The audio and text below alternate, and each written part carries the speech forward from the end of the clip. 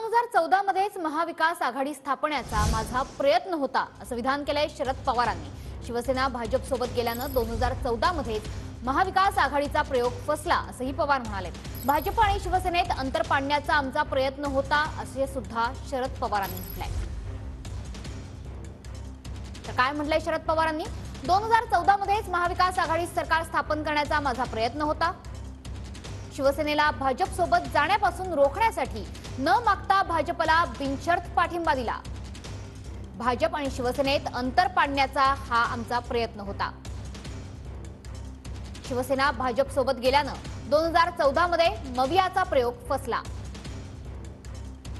शिवसेनेकडून अडवणूक सुरू झाल्यानं भाजपनं आमच्याशी संपर्कही साधला।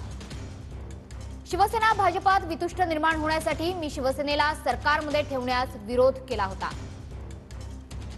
भाजप सरकारमध्ये शिवसेनेला घेण्यासाठी माझा 2017 मध्ये विरोध होता। मात्र पंतप्रधान मोदींना 3 पक्षांचं सरकार हवं होतं। शरद पवारांचा मुलाखतीतला हा गौप्यस्फोट।